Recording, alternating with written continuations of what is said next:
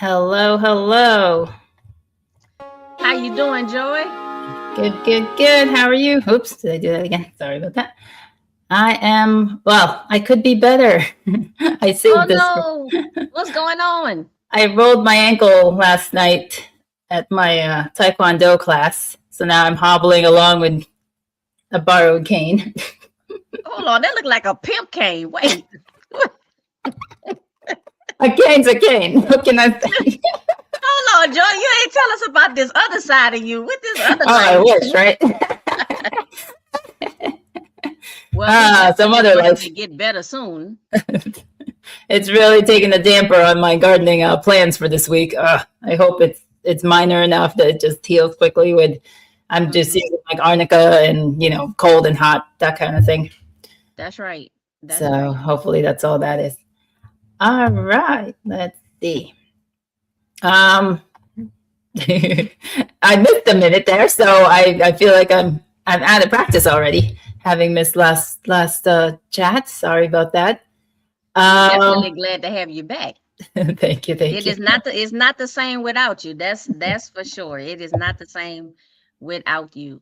It I'm was gonna hit our greeting just go to ahead. get us started. So I am Healy. Hi. Oh, We're and I'm two Joy. and that's y'all look, we gonna get it. We gonna get it. Someday. We are two coast to coast gardeners sharing our beyond the basics experiences, intermediate knowledge, and advanced antics. Watch the scrolling messages for important information and feel free to exchange ideas, tips, and tricks with each other in the chat. Type in all caps for comments and questions for us. It catches our attention, and lowercase is fine for in the chat. Like, hype, subscribe, and share. And whether you're here for the live or the replay, enjoy the show. Hi, I'm Joy. I'm in New York State, Hardness Zone 6B.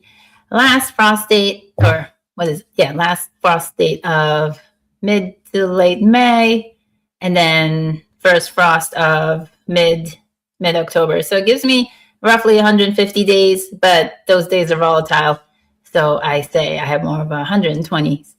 I mean, I'm sure I could be planting more like of those cold weather crops, but I haven't gotten that streamlined just yet.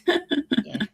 I garden in all the ways that I can, gardening in ground, raised raised beds, containers, indoor growing, mostly like starts and houseplants. But I do try to overwinter things, and I also have, is it 14 chickens, two roosters in that. And what is it? Average rainfall, it's looking like we're not going to make that average rainfall this year so far. We Oh, had a wow. nice downpour 2 nights ago, which was such a blessing. It made me, I was able to film, was yesterday the garden tour, so it looked nice and pretty and lush. But I feel like I'm going to be out there with the hose more often than not this summer. So that's Hmm. kind of a bummer. I'm hoping it changes, but it is what it is. How about you, Healy? So I'm in Southern California and I'm in USDA plant hardiness zone 10B/11A. And I keep saying that because of the now 3-year-old transition. But y'all, I think I'm almost ready to drop off that 10B and just straight up say 11A. But the reason why I say 10B is because it's like going from 10 to 11. It's not like going from 10A to 10B. So that's why I say them together. But we are definitely more in the 11A than the 10B in my area. So today is overcast this morning, but June gloom follows May gray. So that means for us, very overcast mornings, kind of up to like 10 or 11 o'clock. At the latest, by 12 o'clock, the sun burns off, all of that overcast, whatever. But the the most part of the mornings are very overcast in May and June throughout. However, that still does not mean rain. it doesn't. So year round, we have mild winters, we have warm summers, and the rain is just almost non-existent. Mhm.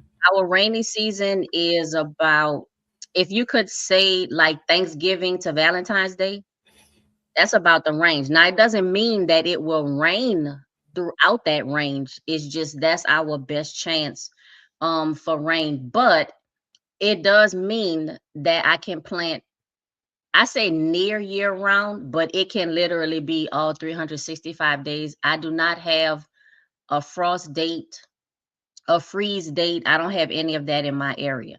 I do plant, everything is above ground. So it's raised beds, it is grow bags, it's 5-gallon buckets, it's nursery pots, it is 2.5-gallon Dollar Tree buckets. Like, it is anything that I can put some soil in to grow in. That's what I'm growing in. I have been gardening in this area for 9 years now. I have a small suburban backyard, and we're gonna talk about today's topic. Will kind of share some of my limitations and restrictions, but I'm gonna let Joy, head that out. So, but I have 3 fruit trees in the ground. Everything else is above garden in the backyard shenanigans area. Awesome. Joy, I just, but we gonna get it. This is real. Yes. All right. No one is chatting at the moment, so we will continue with just to introduce the main topic of kind of a doom and gloom for you there. I was trying to be I all know provocative. to go along with the doom gloom, just bring it in. Right. I was trying to rage bait people. But we need, but we need to talk about it though. It's important. Yeah, I think so.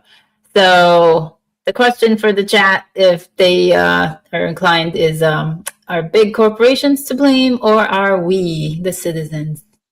So before we get into that, though, we will just touch base on what we've been up to for the week or two. And I've missed a couple more weeks, so I'll try to incorporate that also. Since the last live stream, I took a vacation. It was like a 5-day vacation. So I was able to like do a flurry of watering and weeding before we left. And then luckily it did rain at least once in between that time we were away. So it wasn't a complete like loss when I get back. So phew for that. But yeah, everything survived. I had the chickens on like a watering system. I had the big thing of feed just dumped into a feeding thing so they could freely eat when they wanted to. And I tried to double secure the fencing, like areas that had holes in it or whatever. And they survived beautifully for the time being. So it was all good. And it was a good vacation. I miss it so much. I touched base on it in a previous video if you want to know where I went. Mm-hmm. And then let's see, currently we had like a heat, I'd say it was a heat wave last week. It was really hot. And this week now we're in a little bit of a cool down, which I was really appreciating. But now that I've bummed my foot, I'm not going to be able to take advantage of it. So I was really bummed this morning. And then on top of that, I had the seedling tray that I was babying along until they were strong enough to be outside. And I tend to put it inside at night because there's critters that come up on the porch, mice and chipmunks that dig around and just destroy things. Yeah. And I forgot to do it last night because I was in so much pain. So I lost a couple of like melons that had started and stuff like that. So, we got Shane in the chat. Hi, Shane. Thanks for stopping in. And if you wanna answer the question, the vague question of are big corporations to blame or are we? Feel free. Let's see. What else have I been doing? So yeah, aside from starting summer stuff. Oh, I'm sure you all do this already, but because it's been coming on my feed a lot. The July, what to plant in July from last year's influence, gardeners sharing things. are hitting me now. So I'm like, oh yeah, I gotta remember to do that. But I've already done that. But anyway, if you haven't, I think it's a good idea if you have the season for it to, start listening to those people and get your list together of, it's not too late for certain things, or if you're losing certain plants, you can start them again. You still have time. And yeah, so that's like one of the things for in the forefront of my mind. It's aside from fall gardening, which is another thing that I'm doing and starting in July. There are still summer plants that you can plant now. Healy obviously knows all about this, but for 5, 6 zones, 5, 6, 7 with a shorter growing period, there are still things you can be planting right now that you can still have enough time to harvest before the frost comes in. What about you, Healy? So what I have been doing since the last live stream is work, a lot of work. That includes a lot of driving. So it's not even like I don't know. By the time I get home, I'm tired. So the garden has not really gone in disarray because there's not much that is arraying it. But the few things that are growing are doing well. But I am dealing with aphids. Mm-hmm. Every color. I have green ones, white ones, red ones, black ones. I'm dealing with a lot of aphids. And I have things to treat them, and the treatments work, but because I spend a lot of time away and in between treatments, they always come back before I'm able to treat again. So they kind of getting out of hand. My garlic and the green stalks, I need to pull them up because like the stems are almost black, covered with aphids. So I need to go ahead and pull those up. So the aphids have really been like my pest for so far for this year.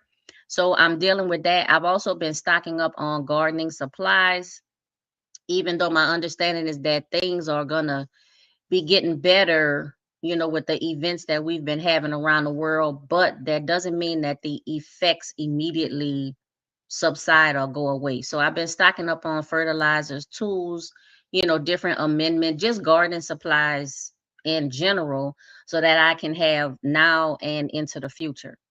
So for the next 2 weeks, I'm going to be resowing again because I still have time. The cool weather crops are out at this point. So I won't be resowing like cabbage or broccoli or anything like that. I do have, I believe, some warm, heat tolerant or warm weather leafy greens. So I may direct sow a few of those seeds, but anything that I resow now, because of the pest pressure or because of the weather or whatever, because we've had heat waves too. We're actually in one right now. And for my area, I already know y'all gonna laugh. I already know. But when it hit 80 degrees, we about to pass out. Like we like, I'm done, son, 82, 83, 84, like we ready to just shut everything down. But we've been having some warm weather, and because we don't have the rain, the heat, and it's not just I'm gonna say heat, it's almost like the brightness, like the lumens of the sun also. So not just the heat, but the light is so bright. Anyway, so I'm gonna be resowing some seeds, and then really honing in my watering and fertilizing schedule, especially going into these hot summer months. I want to make sure that I'm consistent with my watering and my fertilizing. All right. And we have, let's see, we've got temperatures from Pennsylvania of 49 degrees in the morning. Holy crap. How is that still possible? I'm going to drink a sip of coffee on that one. Hot coffee. And our nights are now in the 50s and 60s, and our days, well, this week is only in the mid 70s. So it's beautiful. It's perfect. It's the only reason I live in New York. Now, as for the garden, let's see, pest. Shane is saying garden mesh this year works so good. I have been on top of my meshing as well, and it has obviously been working perfectly. Okay, wait, nope, not perfectly. I'll get back to that. Let me just, let's see. Oh, Mr. Sweet Time came in. Where is it? Why can't I find I it? want to say while you looking that up, I want to say, so the baskets, the Dollar Tree baskets have like come back in style, and I have been using those on and off for years. I had the baskets this year, but the aphids, of course, can get through those baskets. So my plan was, and I didn't do it, was to put tulle over the basket, Mhm. so that would help at least Yeah. greatly limit the aphids from being able to get through the holes in the basket. I Yeah. didn't do that earlier. Whatever I resew out in the open, because I do still have my covers on two of my raised beds, but whatever I resew out in the open, I'm gonna, wrap the basket in tulle, at least to give the plant a little time to grow up, before it gets attacked by everything. Mm-hmm. My thing with the garden mesh, it works fine, but the bottoms, it's on raised beds, so the bottoms are just like flapping pretty much in the wind. Mm. Like I clip it where I can clip it at the tip, but there's still space at the very bottom, and it's touching grass. So apparently the cabbage moths, cabbage whites, whatever you want to call them, the little butterflies with little black dots on their wings, attack specifically brassicas. They apparently just, crawl under there and get in, and then they're all in there. I'm like, I'm telling you, these pests are getting smart. They are getting smart, because you would think a butterfly, they would just go from the top down, right. and if they can't get in, they move on. No, they Mm-hmm. go into the ground, crawling up underneath, Yeah. and still getting to those plants. Yes, Yep. indeed. I was like so shocked. So at least they're contained, and so I was able to like squash them in between the mesh. But I was just like, I cannot believe this. Now I have to like extra like bungee or something to keep the bottom from being open. Just can't win.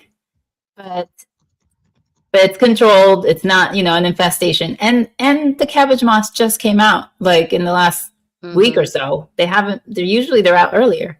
So I'm hoping that, well, they're out in force now, so it's too late. But at least I got that reprieve earlier in the season, and hopefully it was because of the cold that kept them at bay for a while.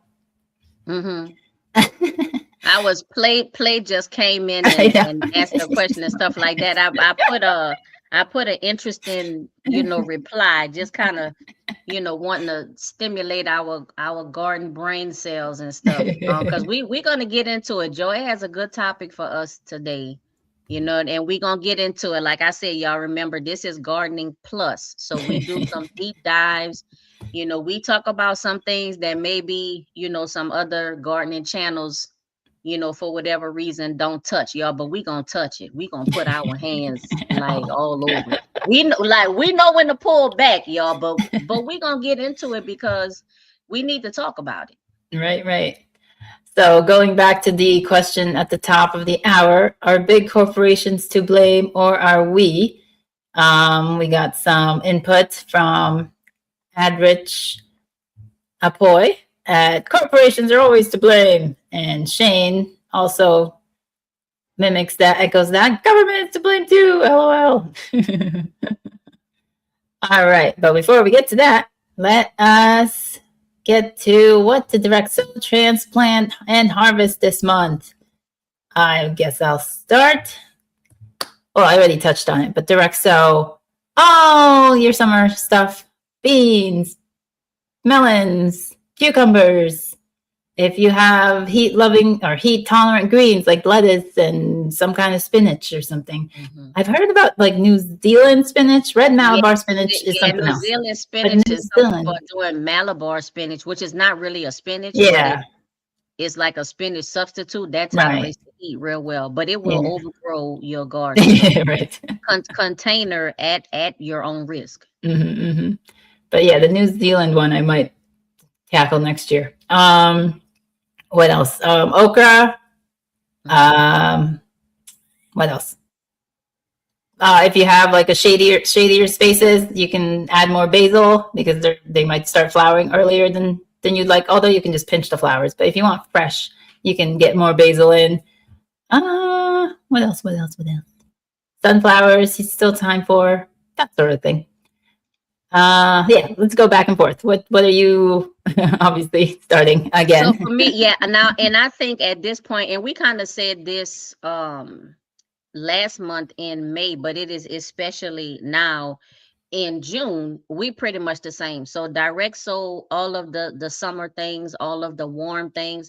So to me, I'm gonna say probably like mid to third week of May into the summer is where the zones come closest together as Mhm. far as what to grow and when to grow and what's available, because I can mimic you on everything you said with the direct sowing. So the cucumber, squash, melon, the warm, uh heat tolerant lettuces or spinaches, leafy greens, whatever.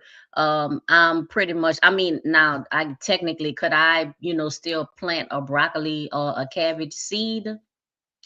I'ma say uh probably until what's today's date? The 16th. Nope. I would have said up until yesterday. Right. Even though I have cabbage and broccoli growing in a covered raised bed Yeah, the that covering. I sowed those, yeah, I sowed those seeds like in May, which you would think would be too late, but not for my area. And it's because of Right. the mildness. Even though we going into warm weather, it's just because my temperatures are so, it's a short range, like 60 Hmm. to 80. So I can Right. get away with a lot. But that direct soul, we mimicking everything in zone 10, 11 that you are in zone 6. Right.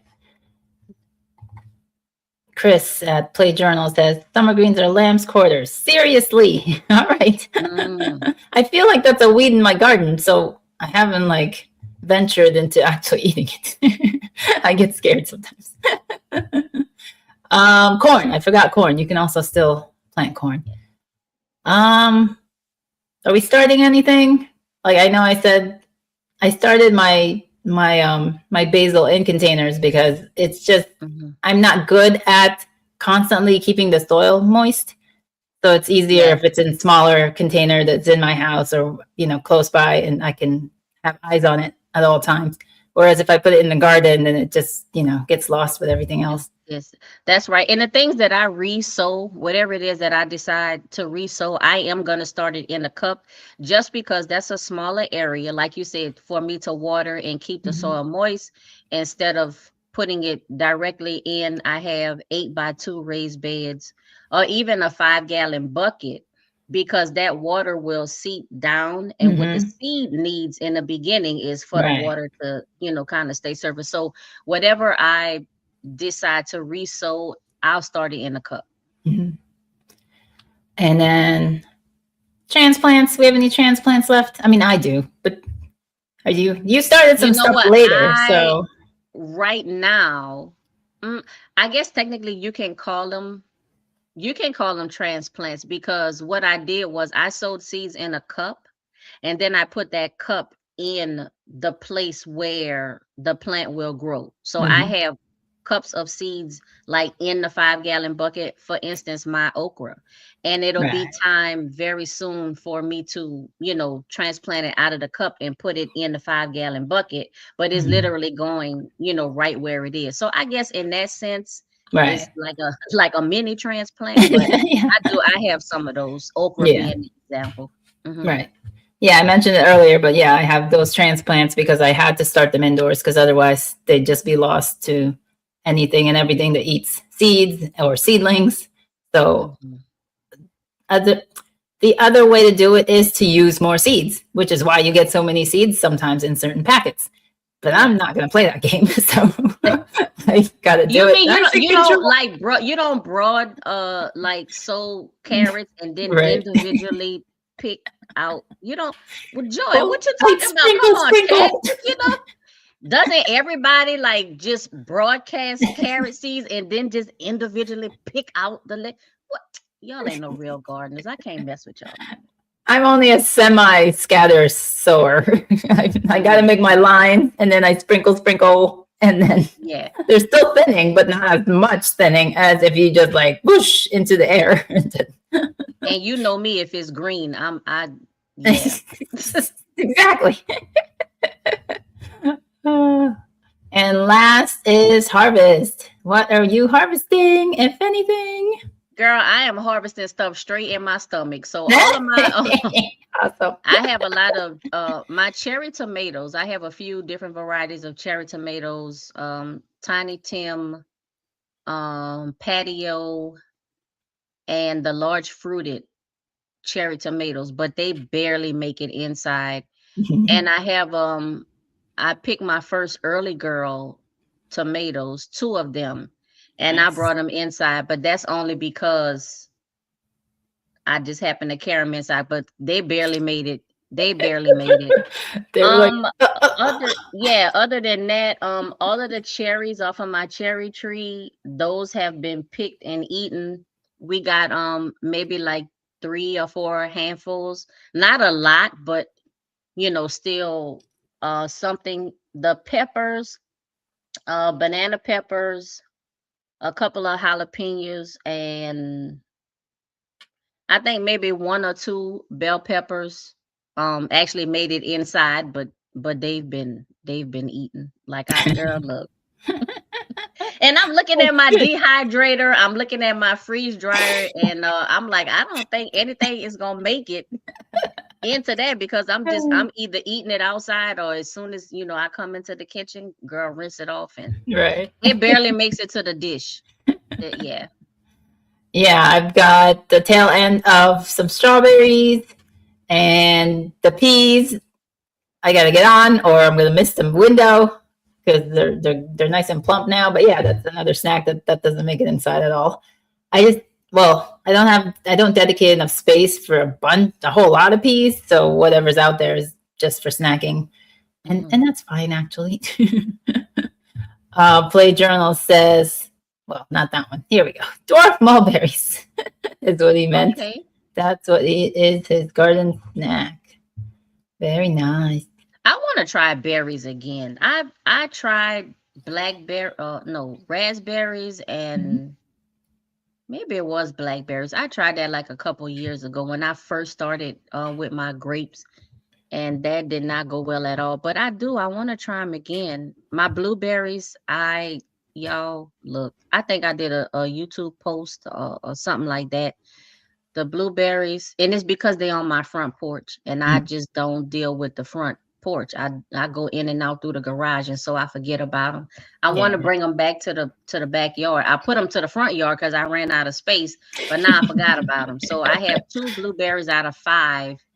One is really alive, the other one is half alive. I want to bring it back to the backyard, but there is no room in the end. Right. Oh, it's raspberries. The raspberries are coming in slowly but surely. And I actually did some work on a trellis because they're just like all over the ground and getting trampled by the dogs. So I did get them off the ground. So now the birds can have more. So you better get out there with your little basket. I got to get some netting over that. And the blueberries for me, I mean, is another like couple of weeks away before they start to ripen. But there's some nice plump ones out there. I'm so excited. All right, all right. The question at the top of the hour was, are Big Corp to blame or are we? And Mr. Sweet Time answered, Big Corp does it because we pay them to do it. Take away the money and take away the motivation. All right. And so with that, let's get to today's topic. So the title I came up with was the race to end humans. Is it going to be the corporations that get us there first, or is it going to be just us? Because, why not? All right, so this is a heavy topic. Something that we usually veer away from because it's very nuanced. There's a lot of levels to it. Like, you could take a deep dive into any of a myriad of these things for hours and hours and hours. And I don't have hours and hours and hours. So I'm going to touch point on 5 for today's episode. And if anybody wants to do a deeper dive on them in the future, we can obviously investigate that. All right. The first part that we're going to touch on is Mr. Bill Gates. He is a very prominent figure in this century. yeah, in the last century. And he's made a lot of contributions to the growth of humanity, I would say. For good or bad is yet to be determined, and for the history books. But currently, he is, well, more currently, he's been back in the news because of his ties with Epstein. But he's been trying to bury that stuff by coming up and talking about feeding the hungry in Africa. But that's another off topic.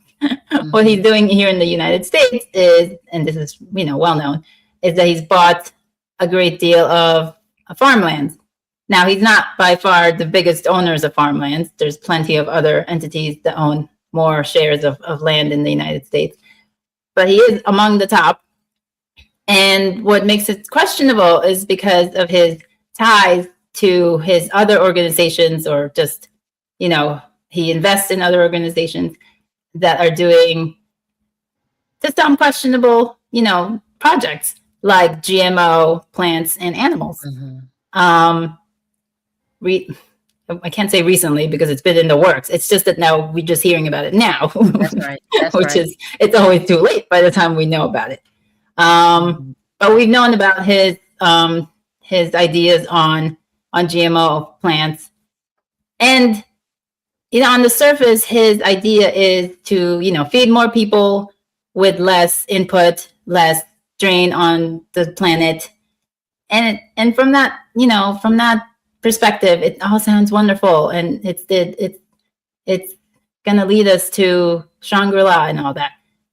But when you really look deeper down, you get, you start nitpicking at the problems that are actually there, and possibly the science that's not being revealed to us of, if we're messing around with the chemistry of our foods, that we're going to end up messing around the chemistry of our own bodies.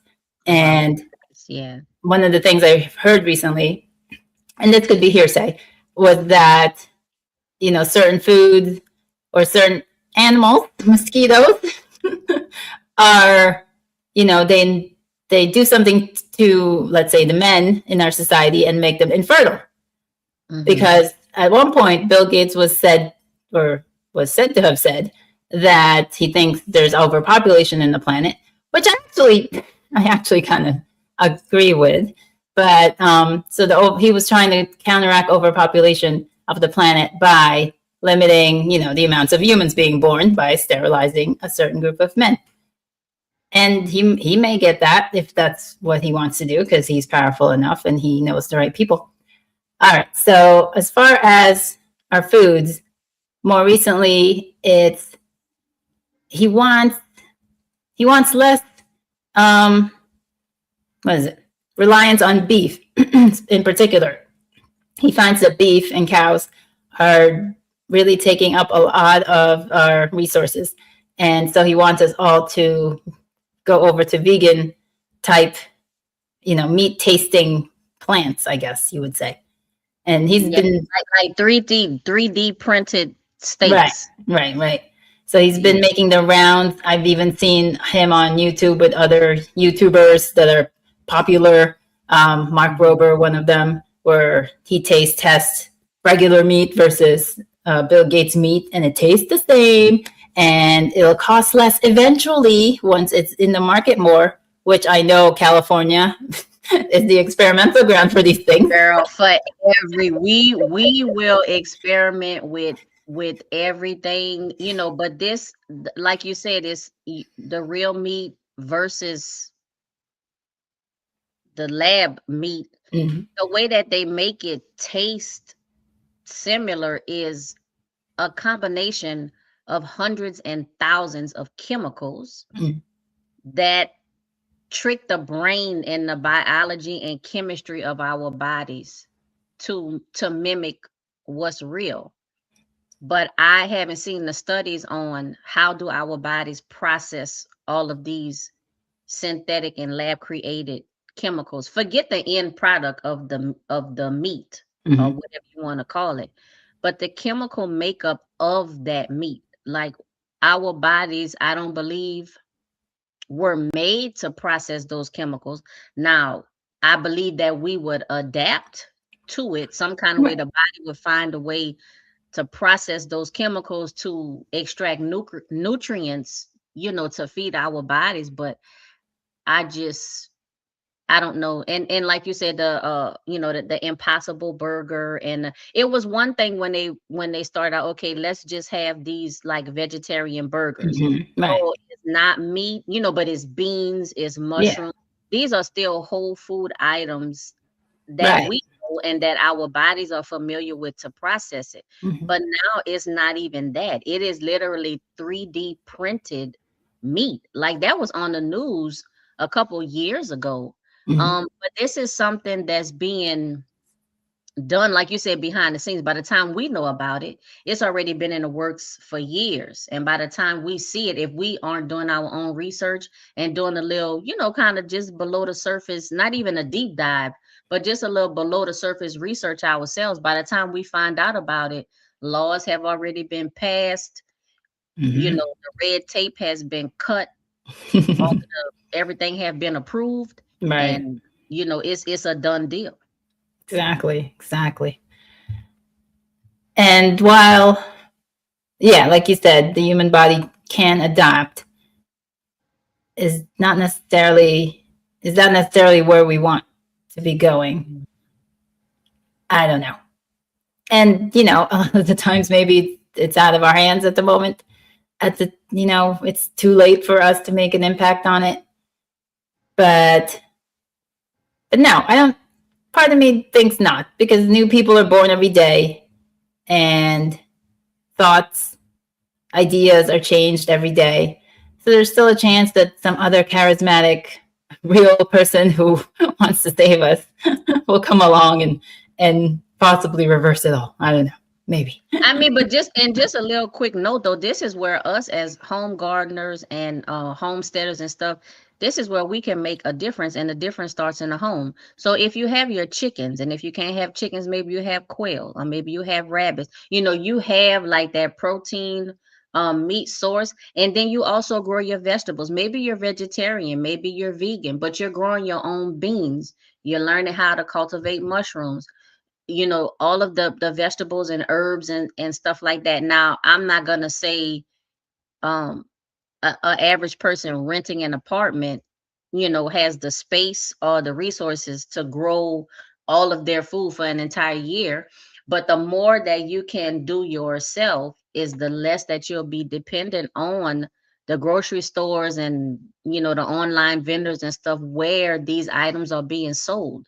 We need to learn or hone in our skills on saving seeds and, like I said, raising chickens, or if not chickens, quails, if not quails, rabbits, if not rabbits, something else. I mean, in Louisiana, we, got nutria and squirrels and, depending on where you live, you know what I'm saying? A pest to somebody can be, dinner for somebody else. But, Right. when we hear about these things like today's topic, it's important for us to say, okay, this is the information that's out there. This is what's happening. How does it affect me? And what can I do about it? So when, the question today is it the big companies and stuff, or is it us? Like, what responsibility do we have? What role do we play in, the stuff that these big companies and organizations and stuff is trying to do? Like, how can we protect or take care of ourselves? It's not always somebody else. What's our responsibility? What can we do? Right. And let's see. All right, we'll move on from Bill Gates and into another big aspect of our lives, which is finance. Now, let me try to share this snippet of a video. Let's see if I can do it. There we go. How do you play this? Say and how it's run. And in exchange for taking our investment money, they have a duty to do what's best for us, the investors. But that's not how the world works today. We are not the investors that they are beholden to anymore. Now, all of these companies' fiduciary duty is to the bankers and the fund managers and the Larry Finks of this world. They are legally bound to do what is best for them, not for you. And if it's best for them to sell baby food with 177 times the legal amount of lead in it, well, they're going to do it. If it's best for them to sell you untested pharmaceutical products, then they're going to do it. If they'll make more money filling the food with drugs and poisons, not only are they going to do it, they are legally obligated to.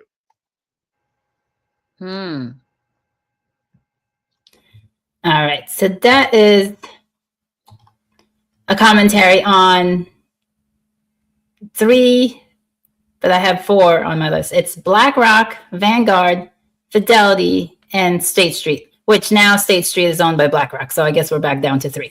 So those are the 3 largest fund managers of our country, and even, worldwide, that control everything, every stinking piece of our lives, from, hygiene products, medicine, national security. They are next to us in the bed, basically. And it's a machine that feeds itself, and it's hungry, and it's like one of those things that you think there's no stopping it. They control 80% of voting powers in most companies. So even if you think, you got a mom and pop, okay, not a mom and pop, but certain companies, they are saying, they're going to do good by the planet. They're going to source, resourcefully. Well, at the end of the day, they're beholden to these huge companies that only are making money for themselves. And sick individuals are trapped because they keep eating the sick food and taking the medicine that keeps them sick, and so on and so forth and so on. So all in all, this is to just say, again, it'll always come back to this, of personal responsibility, of us knowing what we have around us, the weeds that we just hack down, which can be beneficial, which can be medicine, which is probably medicine, aside from being able to be eaten. Now, you have to know where you're sourcing them from. If it is wild, you don't want to have it be growing in contaminated soils. But there's still plenty of spaces that those resources are available and is going to be nutrient for you. That's a big one. I can't really do much of a deep dive on that, other than to be mindful of your deodorants, your shampoo. These are all touching your skin if you're not ingesting it. And it is, if nothing else, filling you with microplastics, let's say. And there's studies that there's microplastics in us that just stays, floating in or sitting around on the side of our stomach that's not getting moved past that. That's just hearsay. I'm not saying that's happening, but there's evidence of it. But you know what though too, and like Mr. Sweet Time said, and I mean, Yes. since we're talking about like the finance and the money part, it's about the money, and we support that, so we buy the products, we, whatever we consume these products, whatever it is, whether it's, food, skin, body care products, whatever it is, like we consume them. If we held back our purse and our wallet, to me, that would have like an near immediate effect on what these companies do, and what they quote unquote get away with. Because if they don't have the money and the resources, well, if they don't have the money from us, to do these things, they can only generate, so much on their own. At some point, they need the consumer. And that's why they creating these products, is for the consumer. But if the consumer says, hold on, wait a minute, this is not quite right, or I don't like this, or, what about that, or start asking questions, it would pretty much mandate these companies to at least pause, and I'm sorry, y'all. But it will require them to take a second look at what they're doing. But if we continue to purchase whatever the product or the resource or the commodity is, they're just going to keep doing what they're doing. And like you said, the beast is hungry. It's going to keep feeding, keep going and going and going. There's a couple comments in the chat. I don't know if you want to, bring them up and read them, but like I said, these companies are out there, these individuals, they're out there, these organizations are out there, and we see what they're doing mostly through like social media, through articles and stuff like that, through the Gardening Plus podcast. But once we have this information, once we come to this knowledge, what do we do? Just to go back to previous topic, let's see, animal-based sources of food are fish and eggs. I eat Beyond Burgers for fun. There's for flavor, saturated fats, and salt. Mm-hmm. Yeah, I mean, how safe are fish even? Even the ones we grow here. Mm-hmm. I don't know. I can't trust anything. I eat it, obviously, once in a while. And I'm part of the system. But it's really... I'm from New Orleans, though, so the seafood, I got to have it. I give up before I give up a crawfish. I think it's in your DNA, all the what's ever in that river system. I think you're fine. The seafood and stuff, y'all, like the fish and the shrimp, the seafood, like I gotta have it. Yeah. I like beef too now, I'm not gonna lie, but if I had to choose between like beef and seafood, I'm always gonna go with seafood.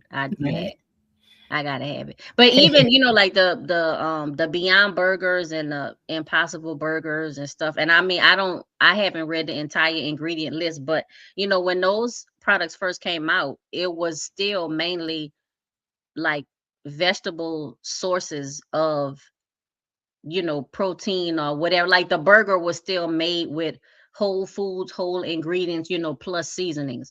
Now it could be down the line they started adding different chemicals and stuff, to replace those whole foods. But I mean, you can make a vegetable burger at home. Like we know how to cook beans, and mash them up to where they make a patty. We know how to cook them, get the mushrooms and stuff. You know what I'm saying? You know what you do? If you find something that you like in the store, flip it over and look at the ingredients. See what you can obtain at home. Recipes, there's trillions of them online. Yeah. And make the thing yourself at home. That way you know exactly what's in it. David's saying fertilizers aren't good for gardens. They actually run away natural organisms. No, that's true. It's Corey, I use fertilizers. I try to stick with organic, but I got a few synthetics in the cabinet. Now, when they gone, when I get through them and they're done, because we're getting more and more options for like organic fertilizers, and like David Corey has shared with us on his channel and so many others, fertilizers that we can make with the stuff that we have in the garden, like some of those weeds that we don't want. Some of that stuff can be fermented and processed and stuff for fertilizers. So right. Yeah. As far as container gardens, it's tough to not go with synthetics because the organics are not going to get broken down necessarily the same way as if they're in the ground, because you don't have the organisms to break them down. So that's like having to buy yet something else to put in your containers. As far as, let's see, the flavor, you might lose, flavor too when you're just using synthetics.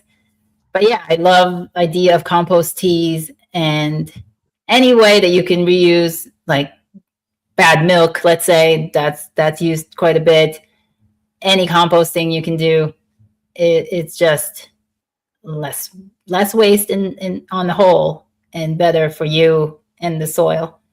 David Corey mentioned crabgrass tea and how it can help. So we'll look into that later. But Mr. Sweet Time said, big facts, even crabgrass in the yard is food, but we buying these groceries by the truckload. That's true. Mm-hmm. Now, Play Journal says, some regions are stuck eating low-grade products because of pricing and availability, and some people are unwilling to shop and cook their own food. Right. So in this case, it becomes an us problem. We refuse to be educated, or we just lack the means of getting the education but in today's age with YouTube, at least, you can't really go by that anymore, that you can't get education on what's better for you, because it's right there and everybody has options, have access. The library still exists, thank God. It's free there. You can go there and get your learning on. More people are, invested in learning a different language that they're never going to use than deciding, what good food they should be putting into their bodies. What do we have here? Synthetic for a quick hit, organic after as much as possible. Composting is a must. Yep. Mr. Sweet Time, buying the latest everything, but Big Mama cast iron fed generations. Also with Chinesium, then wondering why we can't retire now. We just do it. Correct. You got it, Mr. Sweet Time. All right, let's move on to, we're going to run out of time here. My next point was green initiatives. This is a big contention. Solar and wind. Everybody, we want renewable energy. And it's at the cost of what? We are, and this is like not being talked about because all we want is the end product, but we're hurting grasslands, farmlands, forests, waterways. There is do I have her thing? I don't know. Nope, I don't. There is a YouTuber. It's in the description once this finishes. It's there for reference. But there's a girl in New York, upstate New York, and she's fighting the good fight. And there are many other states and have their own, fighters. Mm-hmm. But she's fighting these solar companies upstate who are taking. Where they go? Oh, there I am. Who are taking, our native grasslands, destroying habitats, and these habitats are already been slated by the state to be untouchable. But somehow these companies are getting their foot in there, getting midnight signatures, and getting away with everything. So she's suing them. She's halting, movement on certain things. The state had certain tax breaks, put in for these incentives, and those are coming to an expiration point in July. So if they don't have machines in the ground by then they're done. So she is trying to halt or slow down as much of that as possible. And the thing is, a lot of these progressive, things are not going to impact the towns and cities closest to them. They're mostly going to the city, which yeah, I guess I know they need it, but at the same time, it's hurting a whole lot of people, and nobody's talking about it. It's all about, it's for the good of one at the risk of many, kind of thing. Mm-hmm. What did I want to add to that?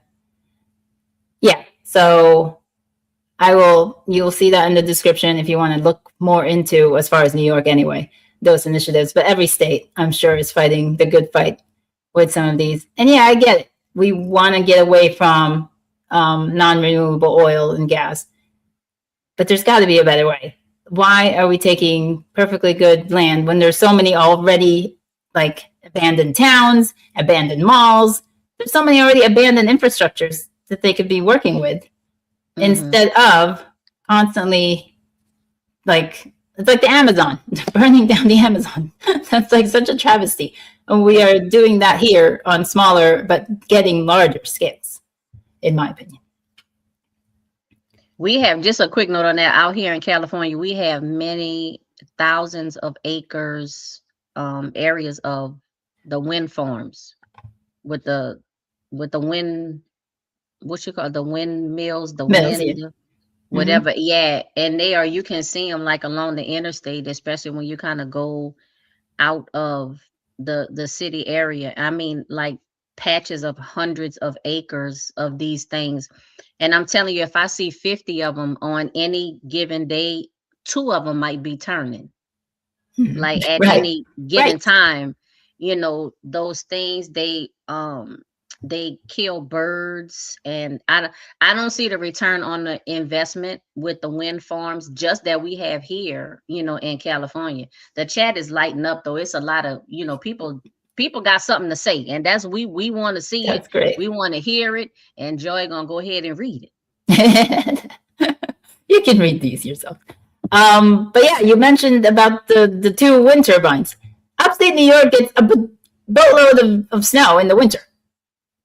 Those things are producing zero electricity, zero power during that 3-4 months of the year. That's a lot of money that is just going nowhere. But David Gilroy brings up the point. One of the points. We say companies remember. Wait, so as we say companies remember, we are these companies. So I think David is on the we are to blame versus just the companies and throwing it out there, All right, moving on. I know Healy has a bit to say on this. HOAs. Now, the first HOA started, well, what a surprise. Of course.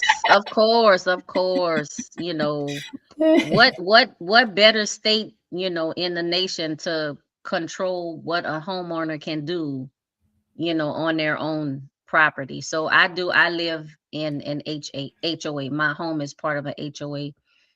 And I would say that was not, my first choice or my intention. At the same time, I thank God for a roof over my head. That's like most definitely. And if I move out of this house, I'm praying that my next property would not be an HOA. There are many things that frustrate me with HOAs, like overall, but just the main thing of I'm paying somebody else, in addition to my mortgage and my property taxes and all that kind of stuff, I'm paying somebody else to tell me what I can do on my own property. And a return on investment, for the HOA fees, which in my case is not a lot, but still the return on the investment of the fees that I pay monthly, I really don't see that. Right. One of the reasons why my backyard is crammed up with all of my growing spaces is because I can't have that in the front yard, like the front facing area of the house. Everything have to be just so and this and that. You have to put in requests to get, everything approved. Stuff have to look a certain way, and all of that kind of stuff. I am looking into edible landscaping. So I'm looking at, okay, this is my situation. This is what I'm in. What am I going to do about it? Now, I could sit here and say the HOA, the HOA, the HOA, the HOA. I mean, and which part of that is true? It's the HOA and all of their restrictions and stuff. But this is my environment. This is my situation and circumstance. What can I do within the bounds? And one of the things I'm looking into, like I said, is edible landscaping. Now, I'm not going to be growing, cucumbers and squash in the front yard. Right. But, maybe I can get away with some approved choices of edible landscaping. Be quiet. But yeah, HOA, I don't really have anything positive to say about HOA except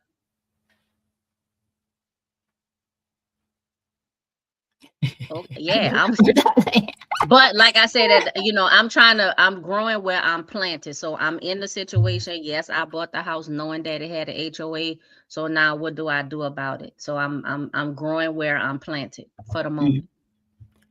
So let me just round out by, this was just a month ago. So yeah, it's not like, where'd I put it? Here we go. Share and play. How do I play? A homeowner who's grown fruits and vegetables in his front yard for years now is now being told by the city the garden may have to go. As CBS LA's Leslie Marin says, the garden is a growing problem for some neighbors. Yupon holly, passion fruit vine, epizote herb. From a large radish in the ground to a bunch of bananas hanging from a tree, most of what Michael Sherman grows in his front yard, he uses or eats. The flowers are also edible and taste phenomenal in salad. He started growing his food forest, as he calls it, 7 years ago. For, like I said, our family. to save money a little bit, save a little money on produce. It's getting more expensive. You don't know what's spraying on it. And while he says he shares what he grows with the neighborhood, a recent complaint is now threatening his garden. The motto of our city is where everything grows, but why won't they let me? Chino City officials say since 2019, they have received multiple complaints about Sherman's yard. Most recently, the city issued Sherman $750 in fines. The city says he must do 3 things: remove all overgrown vegetation, obtain a line of sight on his property, and keep crops from growing 15 feet from his neighbor's yard. Pretty much everything this way would have to be removed completely. And that includes Radishes, sunflowers, Swiss chard, calendulas, my aloe vera plant. We spoke to Sherman's neighbors, some who support the garden. He constantly asks us if there's something else we would want, or does it invade on our property, and we've never had issues. But others call it a nuisance. Worried about rodents, and they're not always trimmed. They're not always, how would you say, like, it's not always kept up. Sherman. All right, let's end it there. Yeah, so that is what we're dealing with HOAs. Always. Yeah, it hasn't, gotten better. There are certain people who, who are minded, and then they join the HOAs, and then they can change it from within. But that's, not as prevalent as it could be. But that is a way to make the change as far as that's concerned. And I got to move on here. In Portland, Oregon recently, let me share this. It's called the People for Elimination of Animal Cruelty Exemption, or PEACE Act.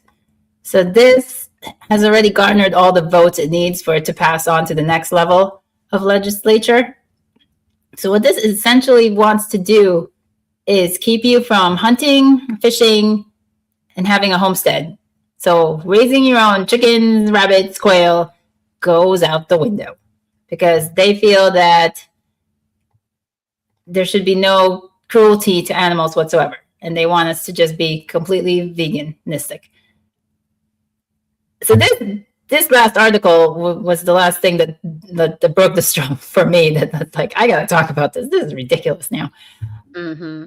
And so this is an us issue. This is the people that, they're trying to do good by the animals. And I understand that. But at the same time, they're gonna, I don't know, they're really gonna put out a lot of people who can't afford. This book that I read said that the animals was put on the earth for us. Yeah, I know, right? I didn't even want to go there. It specifically said that animals were put here for us, just like the herbs and the vegetables and the fruit and the trees. The animals were put here for us, to use how we. And I want to know, all of these people that with this petition and stuff, are all of them vegans? Not even just vegetarians. I'm gonna need every single one of y'all to be 1,000% vegan. Right. That's not chicken, quail, rabbit, like you can't have nothing. And see what got me a little hyped up as I exit, out the door, because I got to do and back out, quietly. But this is in Portland, Oregon, y'all. That's right north. And I'm telling you, between Oregon and California and New York, are like and it's another state on the East Coast. It's like the four of us, we are fighting and battling to see who can do the most as far as, like these type topics and stuff. I'm surprised that Portland got this first. Now this make me want to look up and see if California has something like this, because guess what? If we don't have it, we about to. As soon as we see somebody else doing something like this, oh no, California gonna jump on the bandwagon. we gonna make a bandwagon and then jump on it. Yep. Yeah. Oh, Mr. Sweet Time's funny. From my understanding, in most cases, quails are considered pets. Not my fault they keep falling into the deep fryer. I like it. I like it. All right, we can end it there on a positive, uproarious note. All right, that's wrapping it up. Thank you all the contributions from the chat. We really appreciate it. As a reminder, Gardening Plus podcast, as Healy likes to call it. It is a podcast. It's normally live streamed 2-week intervals and alternates between our two channels here on YouTube. Sometimes we mix it up. So subscribe to myself at Joy of the Garden and Home and at HealyMeans to make sure you're notified. Check that bell. If you have ideas for future topics, put them in the chat or comments. We may not be experts, but we can be persuaded to talk about almost anything related to gardening. All right, Healy, go ahead. All right. So my YouTube channel is multi-topic. It started off actually as a natural hair channel. And if you wondering what you don't see with this hairstyle, check out my recent videos and stuff that I uploaded to tell you about some changes with that. But it has since expanded from natural hair to gardening, electric vehicles, product reviews and unboxing, and a whole bunch of shenanigans. So check out my channel. I'm only on YouTube, so if you see me somewhere else, y'all let me know. But I am thinking about getting a Rumble account and just making that a mirror of what I have on YouTube, like just in case. Yeah. And my content focuses mainly on vlogs of the garden. I sprinkle in some unboxing and trips. I am starting to try to get into my other channel of Joy Unhinged, where I've shared some recipes and whatnot. And I try to go out there and interview some of you lovely people and your experiences in the gardening community. Let's see. Oh, I'm supposed to be scrolling our banner. Come on. You're on it. Nope, that's not it. Here we go. Here's Healy's stuff. All right, today's show covered just 5 of the larger systems that are undermining human development, in my opinion.